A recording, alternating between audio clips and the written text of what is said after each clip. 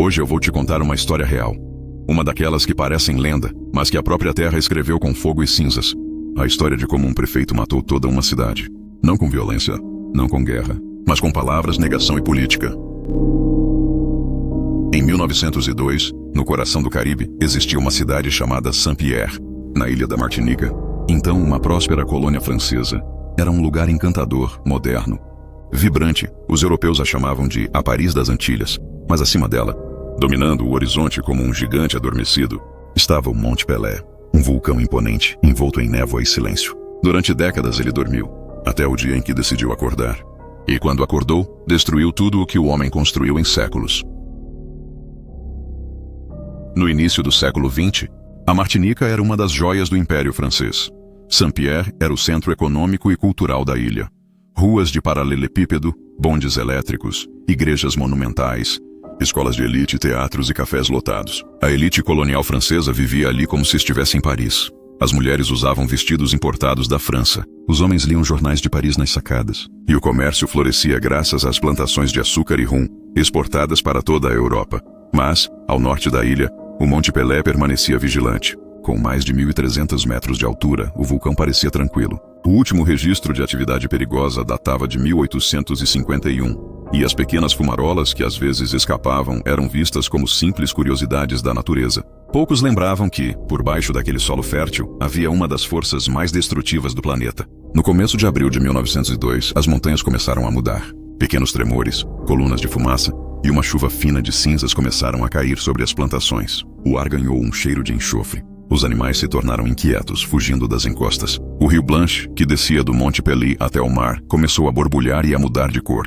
Um claro sinal de atividade vulcânica. Os camponeses assustados começaram a abandonar suas casas e seguir para o sul da ilha. Mas a população de Saint-Pierre, confiando nas palavras das autoridades, manteve-se calma. O prefeito da cidade, Louis Moutet, um homem carismático, instruído e de prestígio político, acreditava que a situação estava sob controle. Ou talvez quisesse acreditar. O problema é que naquele momento o clima político era delicado. Uma eleição legislativa se aproximava. Evacuar a cidade significava causar pânico, atrapalhar a votação e destruir a economia local. Relatórios científicos foram solicitados. Geólogos e especialistas enviaram pareceres à administração colonial. Mas naquela época, o estudo de vulcões ainda engatinhava. Alguns diziam que Pelé estava apenas soltando gases. Outros mais cautelosos pediam evacuação imediata. O prefeito Moutet escolheu acreditar na versão mais conveniente. Ele fez discursos nas praças, garantiu que tudo estava sob controle e chegou a levar jornalistas e sua própria esposa para o sopé do vulcão, como um gesto simbólico de confiança. A mensagem era clara. Saint-Pierre é segura. Ninguém precisa sair. Mas o Monte Pelé continuava enviando sinais cada vez mais claros. Em 2 de maio, uma erupção pequena destruiu uma usina de açúcar nos arredores. No dia 5, o vulcão lançou uma enxurrada de lama incandescente que matou dezenas de pessoas. Mesmo assim, ninguém foi evacuado. Enquanto o prefeito tranquilizava a população, algo terrível acontecia não muito longe dali. A cerca de 150 quilômetros na ilha de São Vicente, outro vulcão, o La Soufrière, também despertava. Desde março ele soltava fumaça e cinzas. E em 7 de abril de 1902, um mês antes da destruição de Saint-Pierre, ele explodiu violentamente. A erupção do La Soufrière lançou milhões de toneladas de cinzas na atmosfera. A temperatura da nuvem piroclástica ultrapassou 1000 graus Celsius. Mais de 1.500 pessoas morreram instantaneamente, queimadas ou sufocadas pela onda de gás e rochas incandescentes. As cinzas dessa erupção chegaram até a Martinica. O céu escureceu e o mar mudou de cor. Era o alerta mais claro possível. Mas, ao invés de agir, o prefeito Moutet e os governantes franceses desdenharam o perigo. Eles afirmaram que o Monte Pelé era diferente do La Soufrière e que aquele tipo de erupção não aconteceria na Martinica. A tragédia de São Vicente poderia ter salvado Saint-Pierre. Chegou 8 de maio de 1902, uma quinta-feira. Era feriado religioso, dia da Ascensão. O mercado da cidade estava lotado. As ruas cheias de crianças, cavalos, vendedores e turistas que vinham assistir às eleições. O céu amanheceu nublado e denso, com um leve cheiro de fumaça. Às 7h52 da manhã, o Monte Pelé rugiu com uma força indescritível. Uma explosão colossal lançou para o céu uma nuvem de gás e rochas superaquecidas, que desceu pelas encostas a mais de 500 km por hora. Em apenas 2 minutos, a cidade inteira foi incinerada. A temperatura ultrapassou 1000 graus Celsius. O ar virou fogo. As pessoas morreram antes mesmo de respirar. O mar ferveu. Os navios ancorados explodiram. Os sinos das igrejas derreteram. Nenhuma construção resistiu. De uma população de mais de 30 mil pessoas, Apenas 2 sobreviveram. Um era o prisioneiro Ludger Silbaris, que estava trancado em uma cela subterrânea, isolada do calor. O outro, Léon Compère Leandre, um sapateiro que morava mais afastado da cidade e conseguiu escapar ferido. Saint-Pierre, a Paris do Caribe, simplesmente deixou de existir. Nos dias seguintes, o que restou da cidade era um cenário apocalíptico. Cinzas cobriam tudo. Não havia mais cores, apenas tons de cinza e silêncio absoluto. O ar era irrespirável.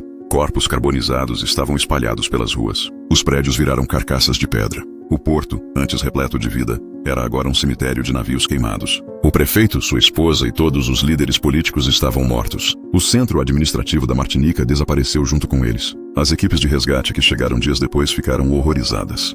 Um jornalista descreveu a cena como o inferno reencenado na Terra. O único testemunho real da tragédia veio de Silbaris, o prisioneiro sobrevivente. Sua cela escura e úmida o protegeu do calor mortal. Ele relatou que ouviu um rugido ensurdecedor como 1000 canhões, seguido de escuridão total. Depois de dias preso, foi encontrado coberto de queimaduras, mas ainda vivo. A tragédia de Saint-Pierre chocou o mundo e mudou para sempre a ciência dos vulcões. Os geólogos que estudaram o evento cunharam um novo termo, nuée ardente, em francês, que significa nuvem ardente. Era um tipo de erupção até então pouco compreendida. Uma mistura de gases, cinzas e rochas incandescentes que se movem a velocidades devastadoras. Essa descoberta revolucionou o estudo da vulcanologia moderna e ajudou a salvar milhares de vidas em erupções futuras. Mas para os 30.000 habitantes de Saint-Pierre, o conhecimento veio tarde demais. Anos depois, parte da cidade foi lentamente reconstruída. Hoje, Saint-Pierre é um pequeno vilarejo histórico, cercado pelas ruínas antigas, preservadas como um memorial silencioso. O Monte Pelé ainda está lá, imponente, agora vigiado de perto por cientistas. As ruínas da antiga cidade são visitadas por turistas e estudiosos. Algumas casas foram preservadas exatamente como ficaram: paredes queimadas, sinos retorcidos, objetos fossilizados pela cinza. Saint-Pierre nunca mais recuperou seu esplendor, mas permanece como um símbolo da arrogância humana diante da natureza. A destruição de Saint-Pierre não foi apenas resultado de um fenômeno natural. Foi também consequência das decisões humanas. O vulcão avisou. Os sinais estavam em toda parte, mas foram ignorados. O medo do caos, o orgulho político e a confiança cega nas autoridades se tornaram mais perigosos do que o próprio Monte Pelé. O mais trágico é que o desastre já havia acontecido pouco antes. Em uma ilha vizinha, São Vicente, quando o vulcão La Soufrière entrou em erupção e matou milhares. A natureza havia mostrado o que era capaz de fazer. E ainda assim, ninguém quis acreditar. Saint-Pierre se tornou um lembrete silencioso de como a arrogância e a negação podem ser fatais. Uma cidade inteira foi apagada em minutos, não apenas pelas forças da terra, mas pela incapacidade humana de ouvir os avisos que ela dá. Se você gostou do vídeo, não se esqueça do gostei e de se inscrever no canal. Até a próxima.